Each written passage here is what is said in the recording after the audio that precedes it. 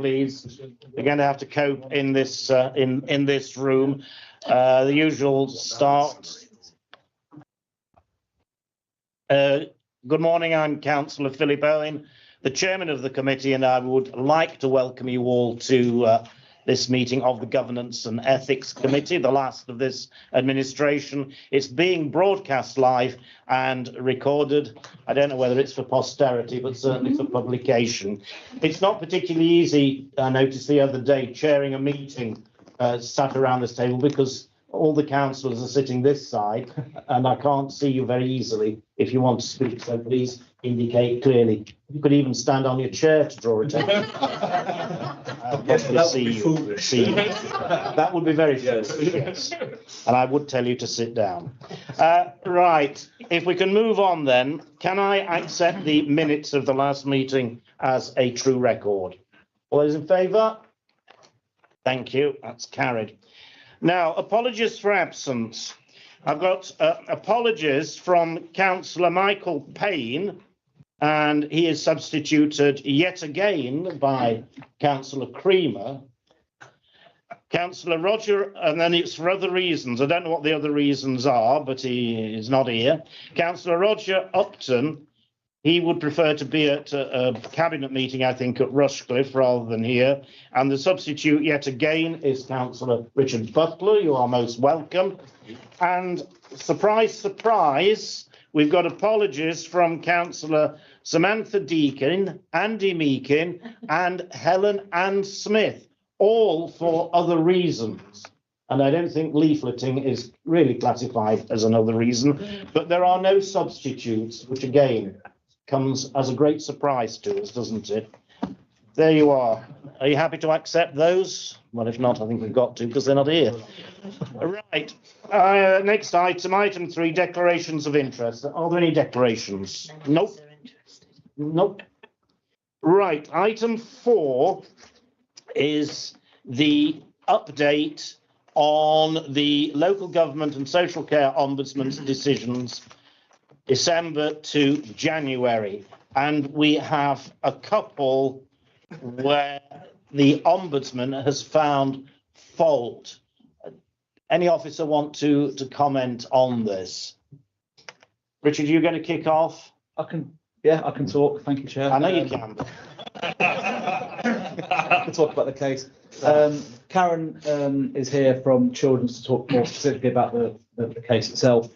But I do know this was quite a complicated case that the department was involved in quite heavily. They have picked up, Ombudsman's picked up where they say that the complaint response hasn't answered one of their queries. And I looked at this in more detail actually. And what's happened is our complaints officer, as they always do with every complaint, agrees a record of complaint with the complainant, particularly where there's a lot of issues. They will then summarise and agree that with the complainant, because sometimes there's 101 issues and we cannot deal with every single one. We will prioritise and agree the way forward, as has happened, with a lot of complaints. Anyway, the response has gone out from Karen's team, the stage 1 response. The complainant has then, in her email, expressed dissatisfaction with the response, and one line at the bottom saying you also haven't answered this point about the previous year. That wasn't in the initial complaint. Anyway, so in the stage 2 response, we have indirectly answered that query. We just haven't said, regarding your point of this email this date, this is our response, but we have answered it. It was to do with the fact that the child wasn't very well the previous year, which meant that we couldn't provide the set provision that was agreed. So we did answer the question, just not as clearly as what the complainant maybe not have thought. But that's what I want to say on that case. But obviously there's learnings, there always is, taking that forward. Good, thank you. Anything you'd like to say? To add to that, just one of the things that came out of this case was the parent felt there was no single point of contact for that parent. So that is something we're proposing to introduce, because Governance and Ethics Committee is familiar with the difficulties that parents have when their children are unable to access the education available to them in school.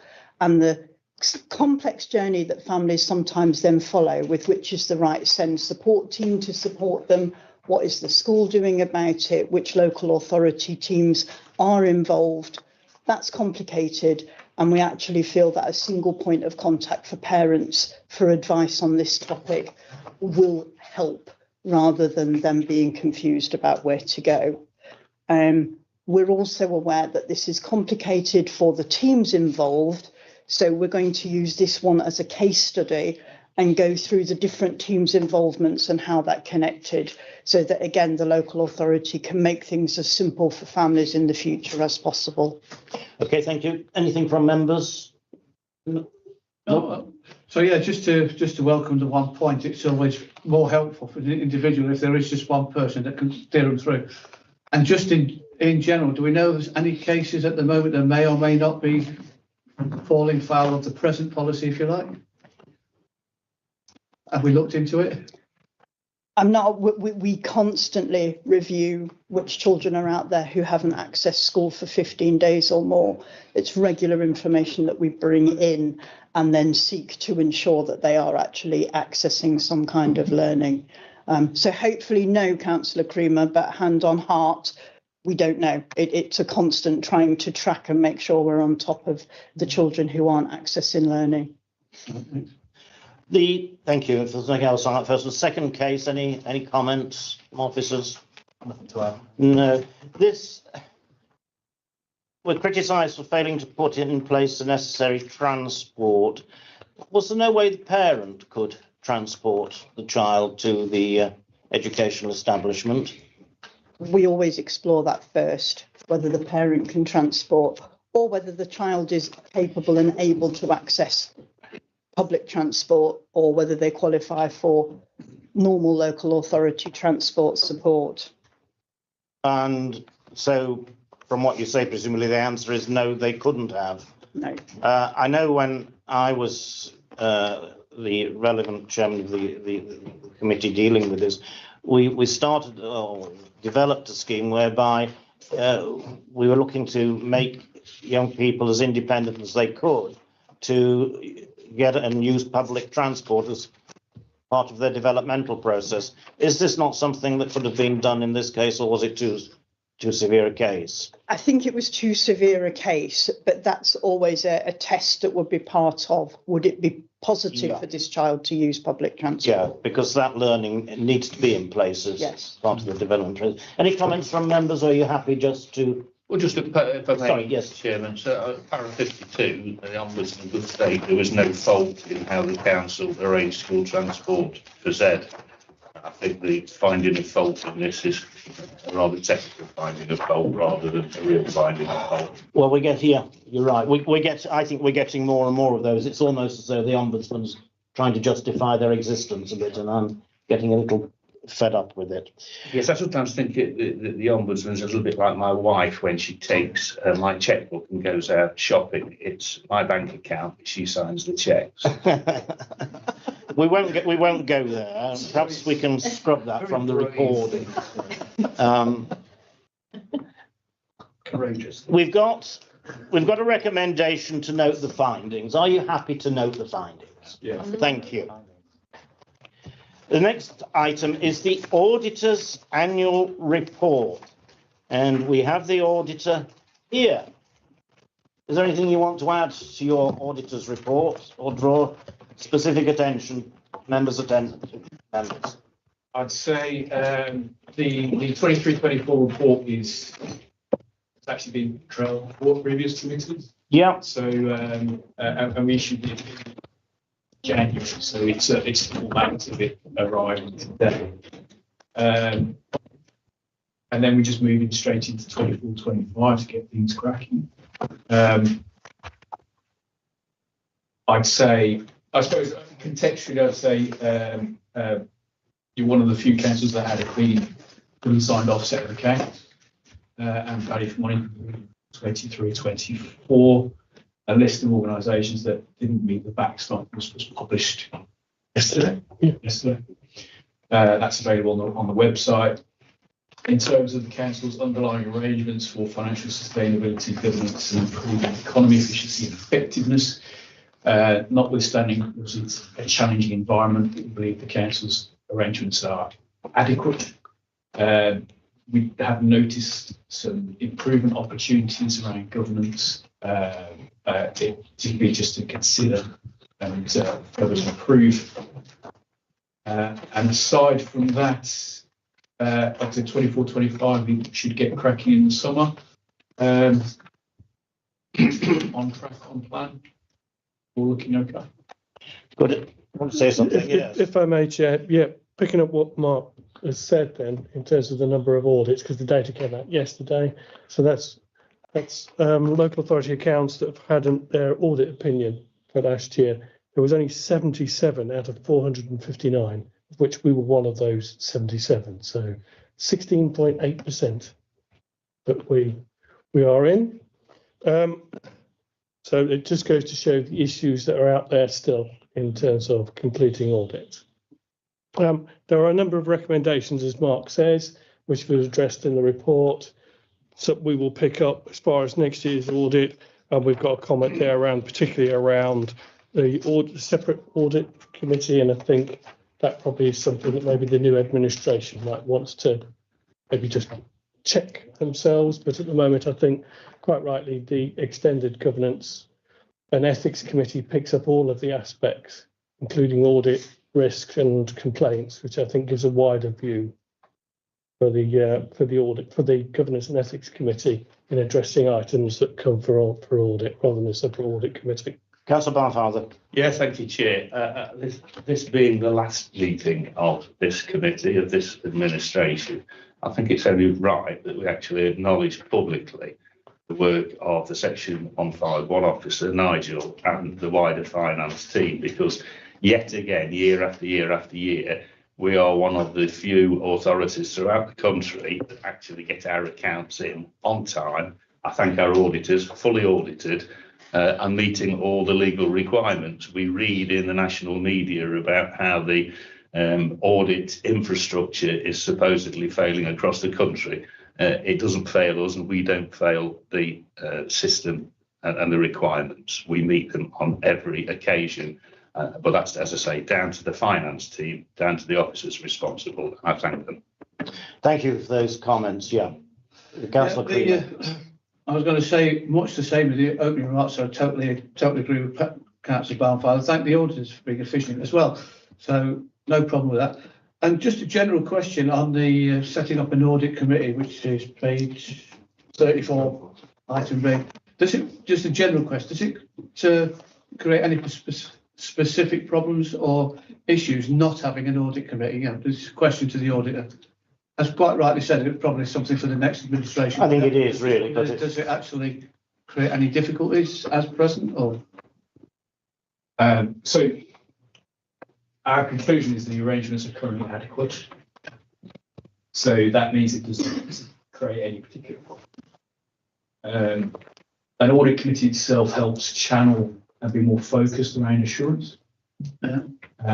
Committees that don't solely focus on audit have such a broad remit, sometimes things don't get the due attention that they require. So what we're saying is it's best practice to move in that direction, provide a little bit more clarity, and is in line with the general direction of travel of most local authorities. I think the facts that we've got the accounts approved, they're unqualified, possibly answers your question more directly. Anything further from? Yes. On the same page, I think in page 34, 7E, it says something about will be addressed. It says something about recommendation will be addressed and will be noted and addressed. What does it mean in this context? And if we do not take your auditor suggestions, are they likely to just simply make the same recommendation next year? That will be addressed. So this is a really difficult answer. It depends. So we're satisfied that arrangements are adequate.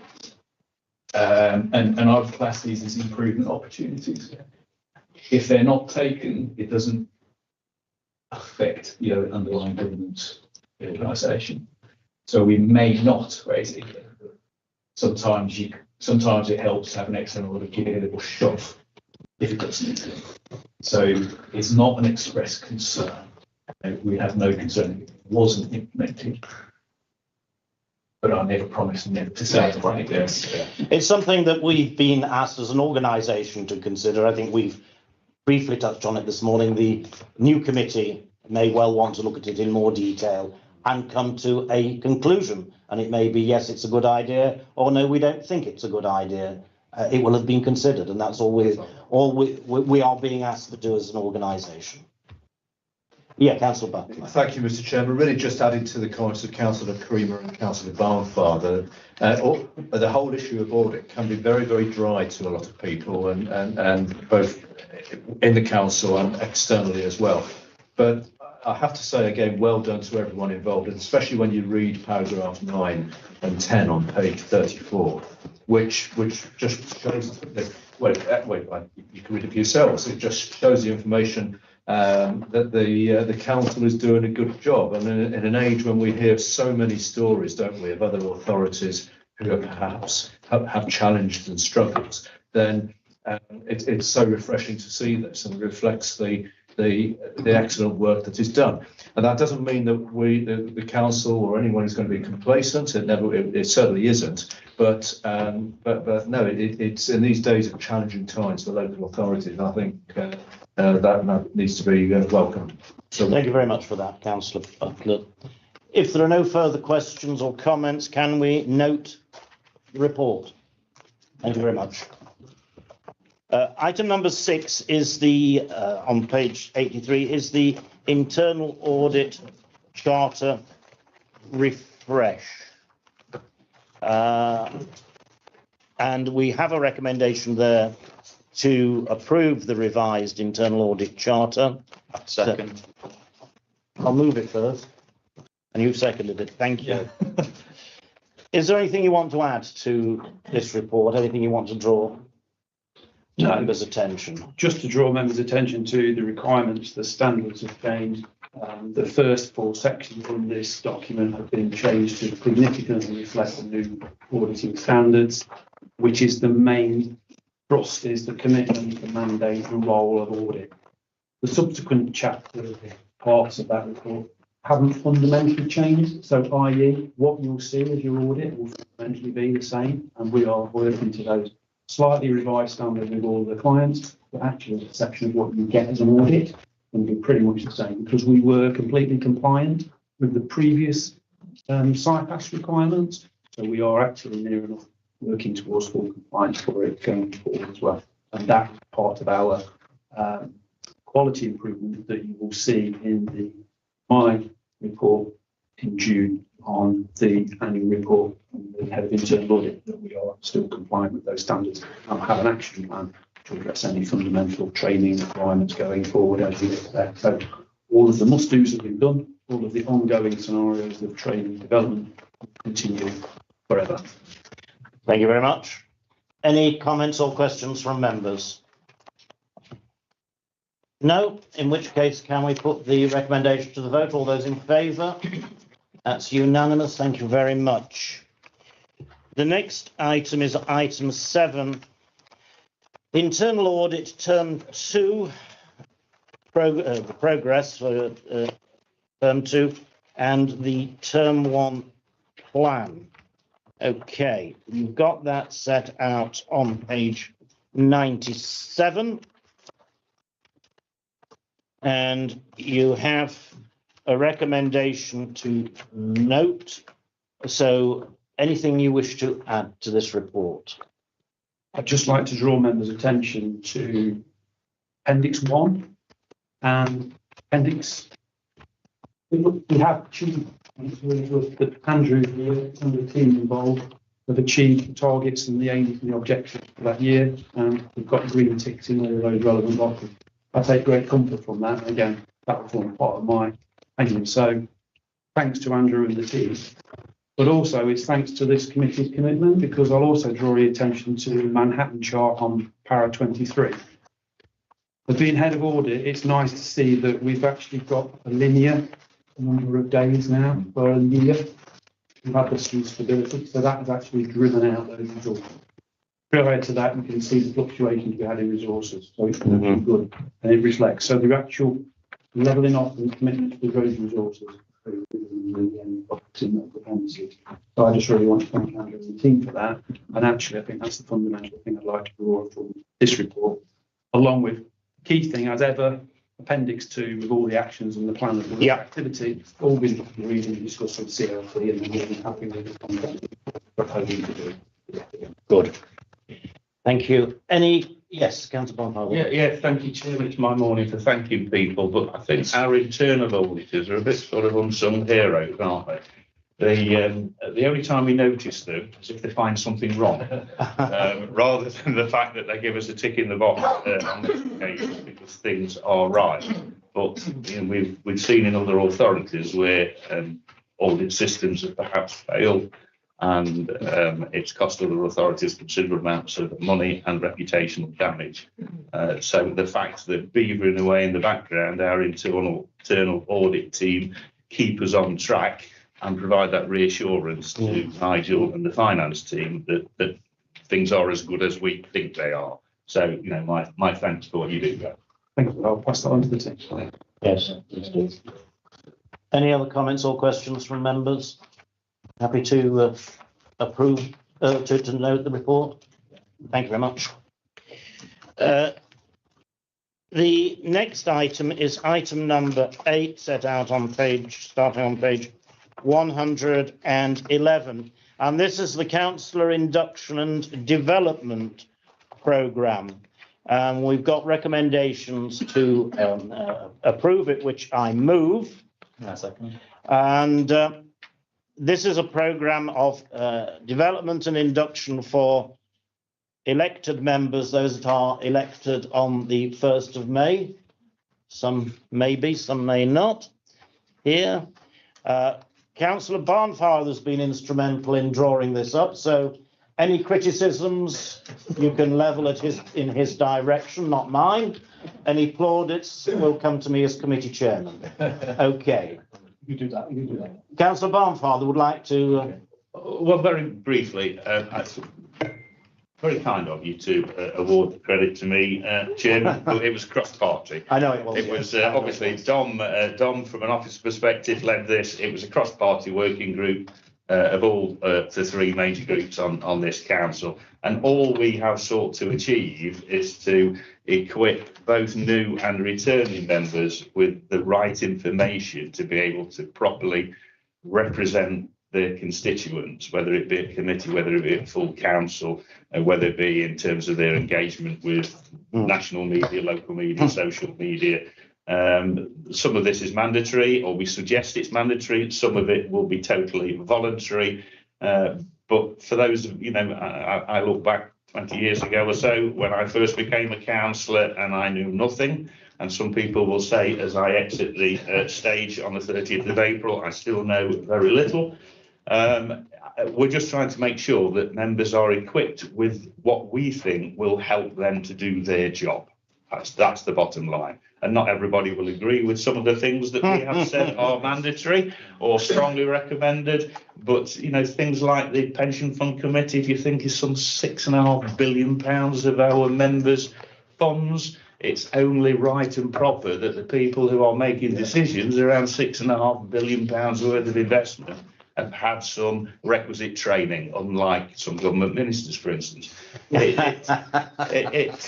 know, obviously planning is a quasi-judicial, you know, planning and rights of way. It again is only right that the proper training is in place, that when we're making decisions which materially and significantly impact on residents' lives, that we're making them from an informed basis. So that's the whole purpose behind the paper before you. As I say, some people will agree with all of it, some people will agree with none of it, some people will cherry pick the bits that are of most interest to them. Thank you. Councillor Creamer, Councillor Henry, did you want to? Yeah, thank you very much. It's been a lot of work, I think, to put that together, and thanks for all those that have been involved with it. The only point I have to make really is that after the behaviour that we saw last week at the budget meeting, it's absolutely disgraceful. Do we think it's sort of more important that we sort of add into the programme a mandatory training session for committees, for the debate standards, we debate and so on, and whether or not we can put something around sanctions as well when the behaviour falls short of what we expect? Is there something in there? Yeah, well, I don't think there is anything in here, but if you recall at our last meeting, we did look at code of conduct and make recommendations going forward to government, and I think that really covered the points that you are making. I'm not sure really that there's any training that you can provide that's going to deal with the sort of behaviour that you are talking about. But it's something to bear in mind, I think. Yes. Councillor Creamer. I agree with that, and again, thanks for the work, cross-party and all the rest of it. I've got no big problem with it, but perhaps there should be a little bit of health and safety element in it. I mean, it's extremely dangerous to stand on chairs. I mean, they should be aware of that. Yes, well, you might have been drumming up business. Councillor Barnfather, you wish to come back? Yeah, if I may, Chairman, and I apologise for having two bites at the cherry here. I think the issues around behaviour are things which should be instilled in us by our parents as we are growing up. It shouldn't be necessary for this council or indeed any other local authority to have to train members in how to exercise respect and decency towards their colleagues. As I've said on many occasions, politics should never be personal. We all come into this to do the best for our residents. We just sometimes have a slightly different political ideology behind it, but it should never be personal. It should never become abusive, and it should never lead to the histrionics and nonsense that we saw from certain members. We should know better at the last budget meeting. Thank you. Councillor Bailey. Councillor Turner, actually. Oh, sorry. Yeah, just briefly, as a councillor 4 years ago, had no experience at all of working as a councillor. I like to learn on the job. However, I think the schedule that Chris has put together could help people who haven't come from a district or borough council background. It's quite, when you walk through those doors or you're walking through those doors again, it's quite daunting. Thank you for that. I'd just like to add on to what Nigel said. I was elected for the first time 4 years ago, and it all hits you at once. And there's a lot to learn on the go. But what you find out very quickly is that although you have these inductions, the learning doesn't stop. And you're still picking things up 4 years down the line. As you can say, we've been here for many more years than I have. It still continues. And even existing members, if I'm fortunate to be re-elected, I'd want to attend these again just to get that refresher, because the learning doesn't stop. I'm still learning 40 years down the line from my board. Councillor Saddington. Well, I just wanted to say, as Chris has alluded to, it's our parents who bring us up and tell us how to behave. But if that falls short, could the conduct of a councillor, for want of another word, be included into sort of the councillor's code? I'm sure it is. It's in the councillor's code of conduct. Does it need reinforcing? Well, I don't know. It's clearly there, and we had this discussion at the last meeting of governance and ethics, and was the issue of sanctions, which some members are very keen on to deal with councillors who are deemed to have misbehaved. But it doesn't seem to register. Well, politics can get very animated and very heated, and I think there are some people that need to have broader backs, broader shoulders, thicker skins than perhaps we are getting in politics these days. Goodness me, it's there we are. But anything further? No? Right. We've had a report, moved and seconded for the training. All those in favour? That's unanimous, thank you. If we move on to the next item, which is the Gedling Community Governance Review, you are asked to delegate authority to the Chief Executive to produce and submit the Council's response to the draft proposals. This is simply because this is all going on over the period of the election, and our committee, his committee, may well not be up and running until after the comments are required.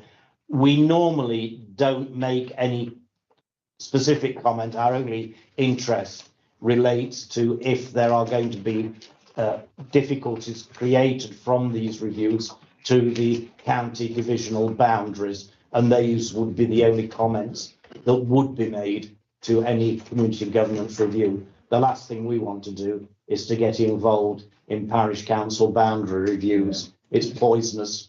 I certainly wouldn't want to be involved. I'm happy to move the recommendation. Second it. Are there any comments or questions? Councillor Creamer, you come from. Just a quick one comment. No problem. Everything you said is correct. Is this the only one? I seem to remember there might be a review at Newark. Yes, there was. That came forward. Was it last time? The time frame for that will fit in with the programme of committees here. Yeah. It's just this one. I think it doesn't. Sorry, Chair, it was a similar thing. Would ask for a delegation. Did we ask for that? I can't remember. Oh, right. I think we're slightly thrown by this one because we thought the findings were out earlier.